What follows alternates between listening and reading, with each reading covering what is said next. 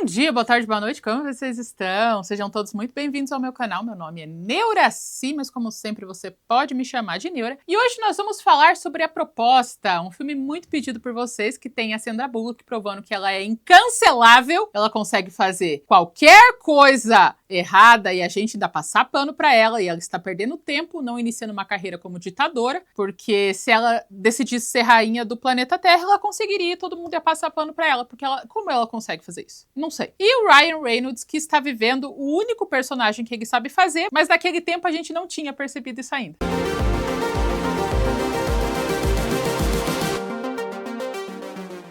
A Proposta é um filme de 2009 que é totalmente aceitável como comédia romântica, gente. Não, o feminismo não estragou pra mim, ele é todo feliz. Você sai do filme faceira, não tem nada muito absurdo. A única coisa que acontece, as duas únicas coisas que acontecem, a primeira é que a gente vai ter uma inversão de papel em abuso de poder, então é mais um filme que iguala a gente em gênero, só que pra baixo. A gente tá igual um homem ruim, não melhor que um homem ok. A gente tá pra baixo.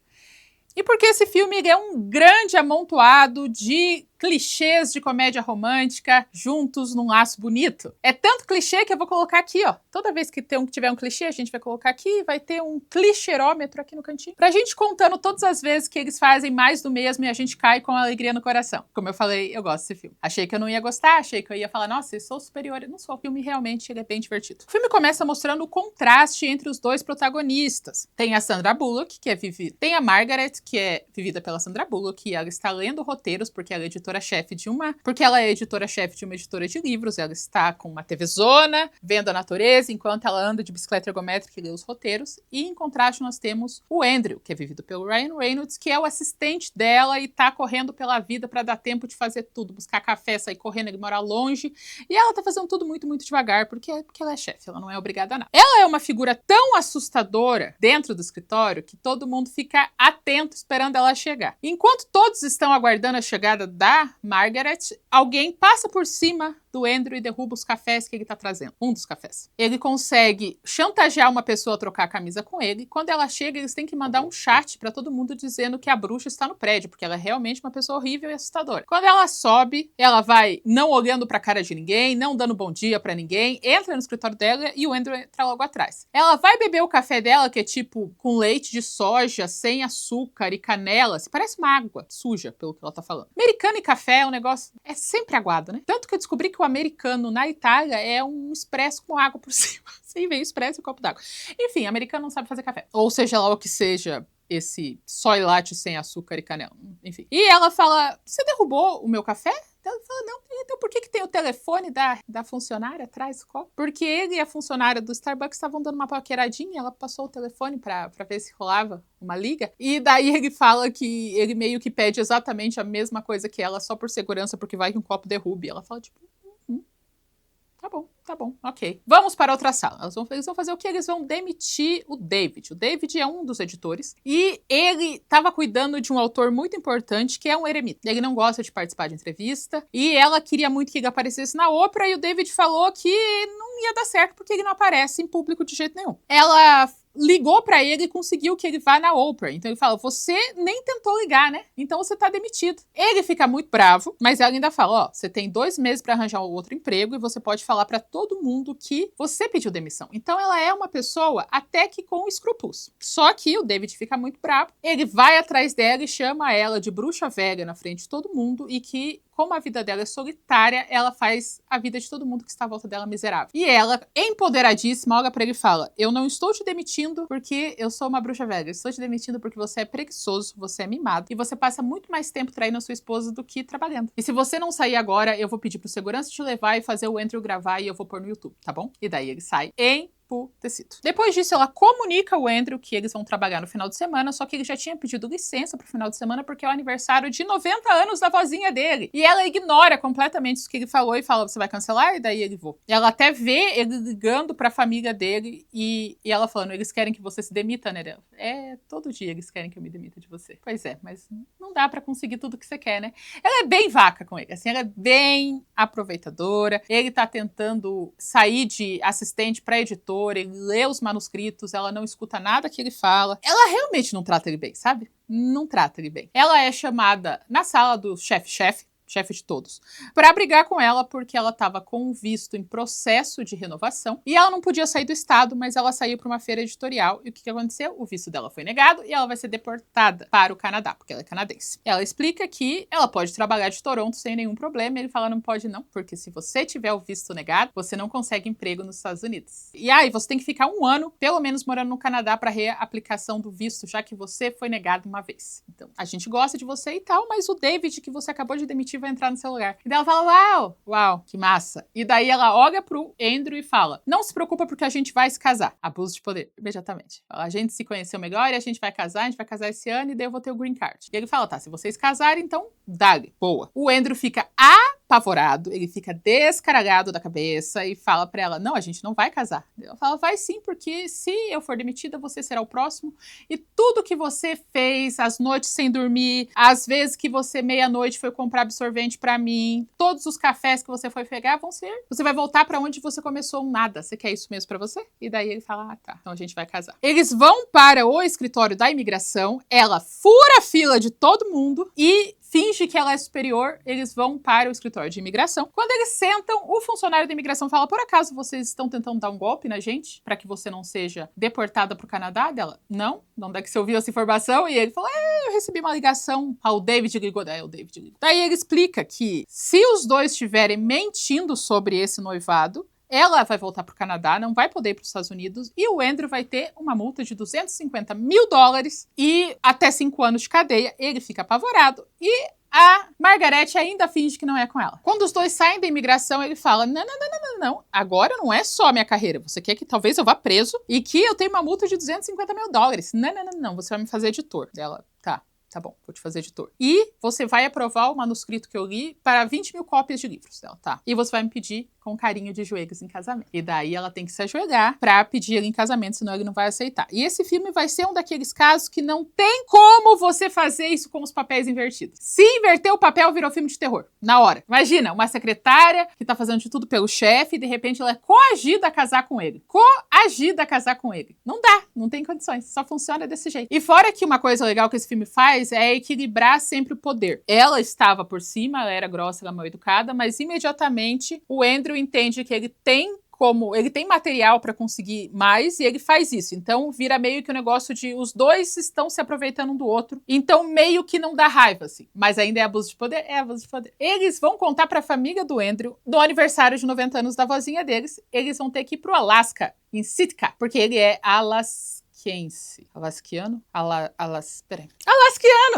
Alasquiano, uau! Era assim. Os dois pegam o avião, primeiro avião para ir pro Alasca, e eles começam a conversar porque os dois vão fazer uma entrevista daqui a um mês, onde cada um vai ficar numa sala e eles vão ter que responder exatamente as mesmas perguntas corretamente. E o melhor de tudo é que parece uma coisa absurda tudo isso, mas a imigração dos Estados Unidos é um negócio tão alucinógeno que é possível que todas essas coisas existam. De coração. Nossa, eles têm um medo de imigrante que puta que pariu, quem vê pensa que o país não foi formado por imigrantes em terra roubada, né?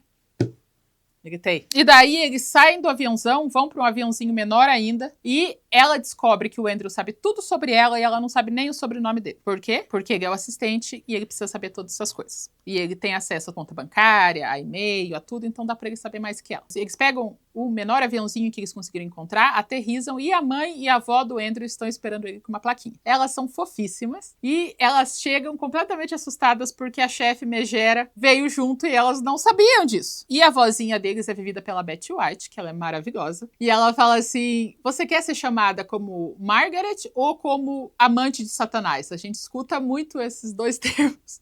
Então ela fala, Margaret tá ótimo. Eles entram no carro e a Margaret percebe que Sitka foi basicamente fundada pela família do Andrew. Todos os estabelecimentos comerciais têm o sobrenome do Andrew. E daí ela olha pra ele e fala, eu não sabia que você era rico. E daí a vozinha fala, não, ele é modesto. Daí elas têm que pegar um barco. Pra pegar o barco, ele não carrega as malas dela, acho justo. Mas quando ela vai descer da escadinha, ele pega na bunda dela. E ela fala, se você encostar na minha bunda de novo, eu vou te espancar. Então, o poder, ele vai trocando, sabe? E ela não sabe nadar, e ela morre de medo de barco, e ela tá sempre de salto e roupa justa e cabelo amarrado, porque ela é uma empresária da cidade. Ela tem que demonstrar isso o tempo todo. Ele mora numa costa gigantesca, numa casa maravilhosa, ele mora numa mansão de madeira, é um negócio lindíssimo. Chegando lá, tá tendo uma festa de boas-vindas! Porque ele era muito amado na cidade, e eu acho que a cidade é praticamente dona de todo mundo, então. E na festa de boas-vindas, todos estão sendo muito educados, menos o pai dele. O pai dele quer que ele assuma os negócios da família, mas ele não quer porque ele quer ser um editor e começar do zero, que é uma coisa que só filho de gente rico não valoriza. Inclusive, eu tinha uma amiga, eu tenho uma amiga, a gente só não se vê há muito tempo. Inclusive, se você vê esse canal, Rafaela, oi, amiga. Ela veio de uma família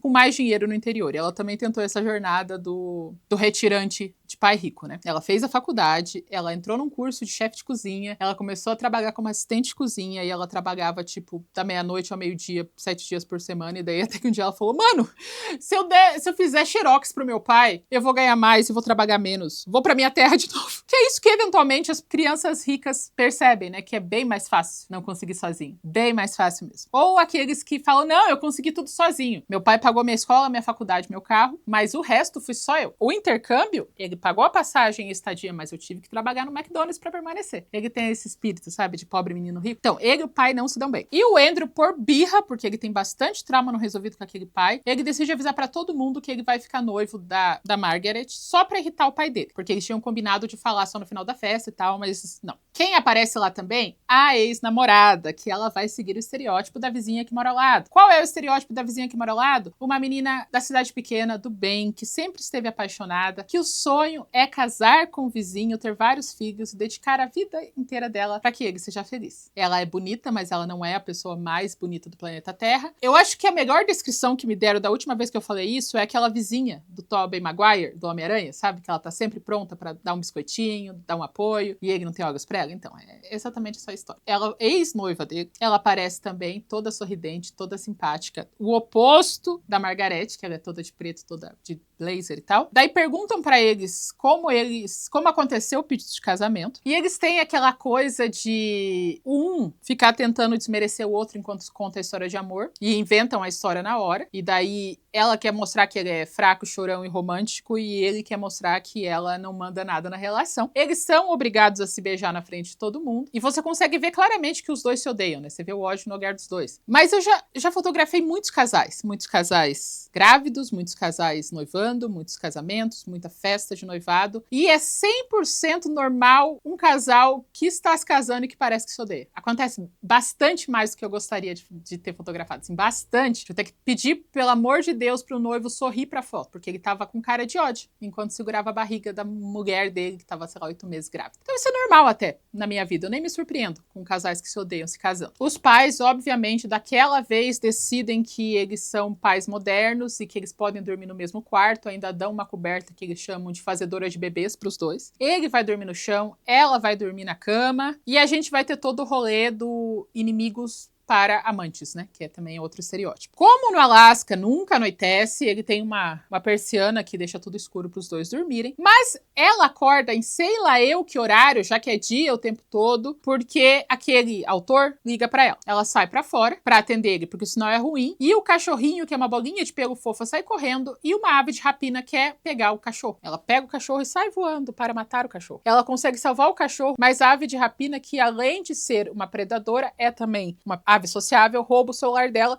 e daí mostra ela entregando o cachorro para a ave de rapina para ela devolver o celular, e todo mundo acha que eles estão brincando, mas não, ela tá oferecendo em sacrifício o cachorro para ter o celular dela de volta. A mãe e a vozinha, que são os amores, levam a Margarete para passear 10 horas da manhã e elas vão para um clube de strip. Por que às 10 horas da manhã? Não sei, mas elas acordam cedo, ela está de pijama e é a primeira coisa.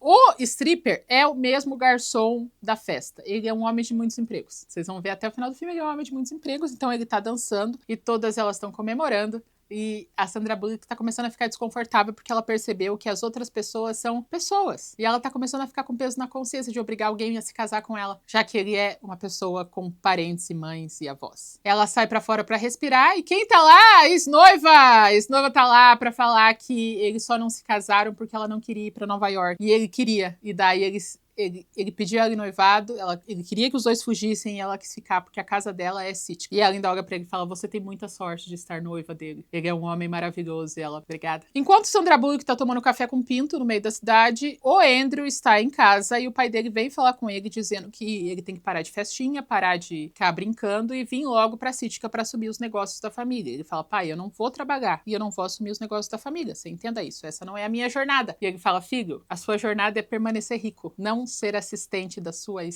futura esposa, que parece que manda bastante em você, e daí os dois brigam bastante, e o Andrew pega uma canoa que ele tenta fazer há 20 anos, porque desde pequeno ele sonha em fugir de casa, então ele tem essa canoa de fuga de casa. Quando as três voltam, o Andrew está loucamente machadando a canoa, e a mãe entende, e ela chega falando pro pai, o que você falou? Ele tá naquela porra daquela canoa de novo, a gente só vê esse piá uma vez a cada 3 anos, e quando ele vem, você faz isso, e daí os dois começam a brigar, e a Margaret vai tomar banho e a gente tem um momento muito famoso do filme, que é pra mostrar que a Sandra Bullock ainda está uma bela de uma gostosa, mesmo tendo mais de 30 anos. Ela tá tomando banho, mas ela não pega uma toalha e o Andrew sai de marretar a canoa e vai pra piscina que tem na frente do quarto dele. E os dois não têm toalha e os dois acabam se esbarrando pelado. Que é uma cena muito engraçada, porque quem manda é a mulher. Em qualquer outro contexto seria assustador. Qualquer outro contexto. Mas Sandra Bullock tá maravilhosa. Inclusive, ela tem uma entrevista que ela fala brincando que essa foi a maior abertura de filme dela até aquele momento. Ela falou, é só porque eu apareço pelada no trailer. Se eu soubesse, eu aparecia pelada em todos os filmes. Eu estaria com 70 anos. Zac Efron estaria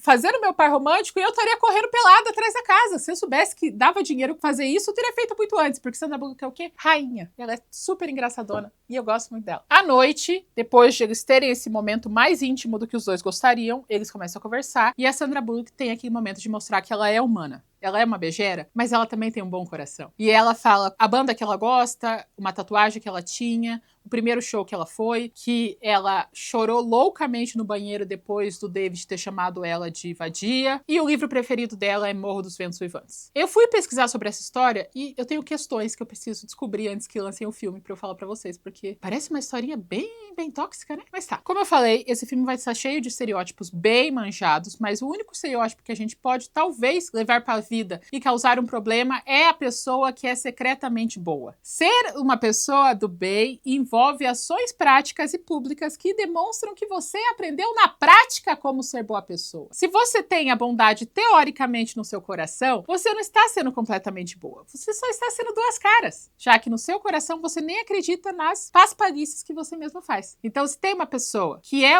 insuportável com todo mundo, mas ela é legal com você, talvez em algum momento ela deixe de ser legal com você, porque na verdade ela nunca foi uma boa pessoa. Eu também tinha isso, sabe? Eu gostava disso. Ai, ele é bom comigo. Ele gosta de mim. É tipo aquele para. Só eu consigo separar ele da briga, sabe? Que só se acalma comigo. Então isso daí é um BO. Que BO grande. Mas então é a única dica importante do dia. E eu tô aqui, não, porque os estereótipos. A gente tem que se tocar. E daí eu tava vendo um filme, e daí o Andrew fala, primeiramente eu queria dizer que você é uma mulher muito, muito linda. E eu já tava tipo, ele chamou ela de linda. Sério, eu tava falando, nossa, os estereótipos, esse é um grande clichê. E daí ele chama ela de linda, ela faz assim, e eu faço assim. E daí os dois começam a cantar juntos, porque agora eles estão desenvolvendo um relacionamento. Depois desse único momento de interação, mostrando que os dois são pessoas de verdade um pro outro, ela já acorda mais cedo que ele pra pentear o cabelo e passar uma maquiagenzinha, porque, segundo os filmes, esse é o maior medo da mulher solteira. Acordar feia. O número de filmes que eu falei pra vocês já que acontece isso. Tipo, como mostrar que essa mulher é controladora e tem problemas? Ela acorda antes para acordar bonito. Mas ela vai voltar a fingir que tá dormindo, a família inteira dele aparece na porta, os dois têm que fingir que estavam dormindo na mesma cama e eles contam que eles tiveram uma ideia. Por que eles não se casam nesse final de semana, tipo é sexta, se casam no domingo, porque pode ser o último evento que a vozinha veja viva. É um ótimo peso na consciência. Os dois aceitam, porque a veinha vai morrer, talvez, e a Margaret surta de vez, porque ela tá mentindo pra vozinha antes dela morrer, o que é um problema triplo. Ela sai correndo, pega uma bicicleta e vai andar sem rumo pela floresta e quase morre. E a velhinha, a senhorinha, está no meio da floresta com uma roupa indígena fazendo um feitiço. Então nós sabemos que a vozinha era uma jovem mística. Ela tá sozinha, com a pele mais branca que a neve, e eu fui curar indígenas, alasquenses, e eles são assim, e a Betty White é assim. Então, talvez esteja rolando uma apropriação cultural aí. Elas se encontram no meio da floresta e evoluem a apropriação cultural para sacrilégio, porque as duas começam a dançar em volta da fogueira e ela fala, canta a música que está no seu coração, Margaret. E ela começa a cantar um rap. To the window, to the wall. Quem aparece e vê esse momento de consagração do cacau que tá acontecendo no meio da floresta é o Andrew, que avisa que o celular novo dela chegou e eles têm que ir pra cidade buscar. Pegam o celular, quem entrega pra eles é o funcionário da merceariazinha, que também é o stripper, que também é o garçom. Essa piada é bem engraçada, que ela vai evoluindo no decorrer do filme, né? Ela descobre que tem 37 ligações não atendidas e ela precisa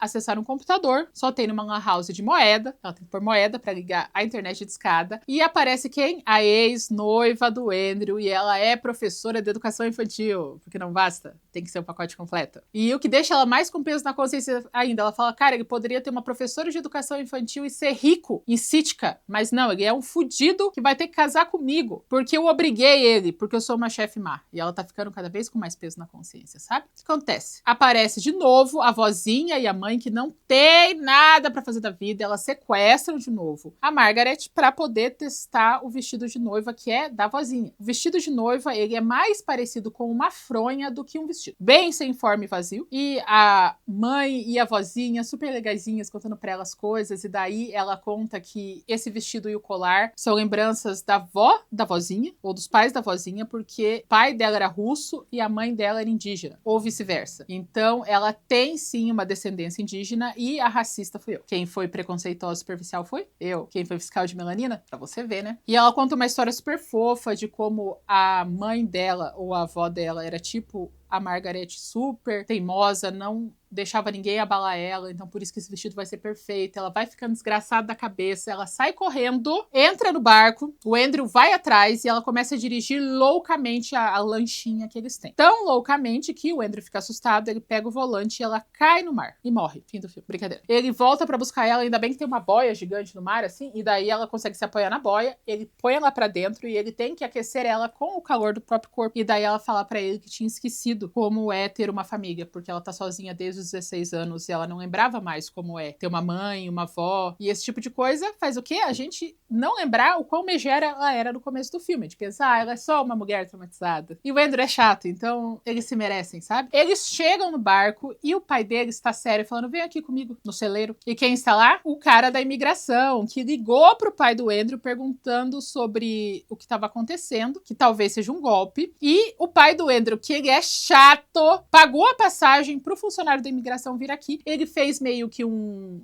acordo com o funcionário da imigração e o Andrew não vai ser preso nem pagar uma multa gigante se ele dedurar a Margaret. Só que ele odeia muito mais o pai do que ele tem amor pelo dinheiro, afinal ele nunca passou necessidade, então ele não sabe quanto é exatamente $150 mil.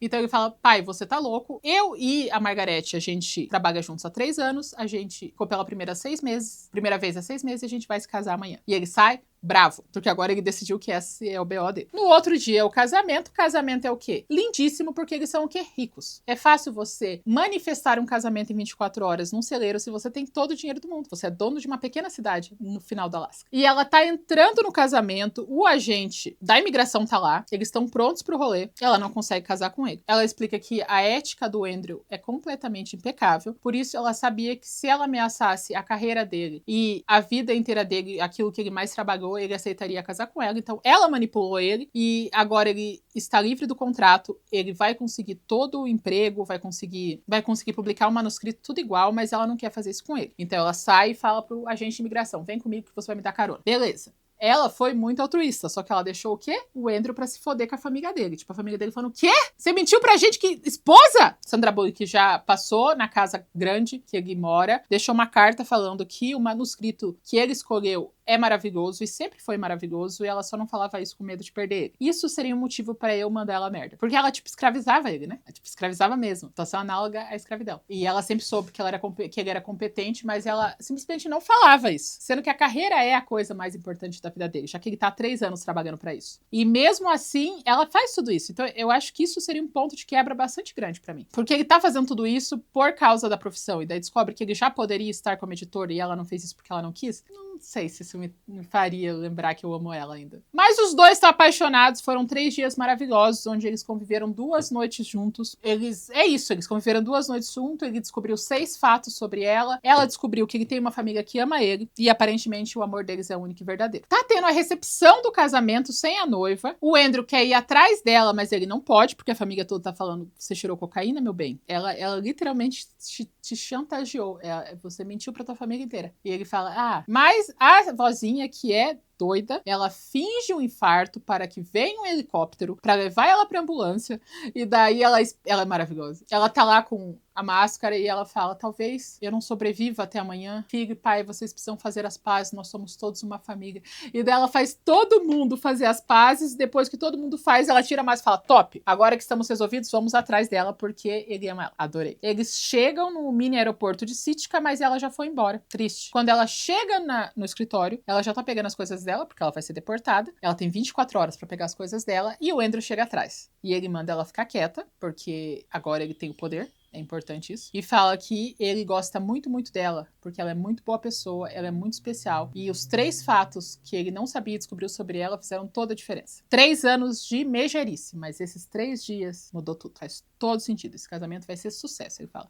Eu quero muito casar com você e daí sair com você, pra gente se conhecer melhor. E daí os dois se beijam na frente de todo mundo. E todo mundo no escritório que odiava ela começou a aplaudir com alegria no coração por motivos que eu não entendo, já que todo mundo sabia que ela era prima de Satanás. Ela era bem má pessoa, assim. Ela era bem megera egoísta. Então, ou eles odeiam o Andrew também. E eles falam, tão fodidos juntos, se merece. Enfim, eles se beijam. E a última coisa é a cena final na imigração, onde eles explicam que da outra vez era um golpe, mas dessa vez é verdade. E eles não acertam nenhuma pergunta um do outro. É bem engraçado, mas ela vai ser deportada rapidamente. Realmente a dinâmica dos dois é muito boa. Mas a imigração não tá pra pouca coisa, então ela vai ser deportada. Mas eles não mostram isso. Então acaba tipo, engraçado e feliz.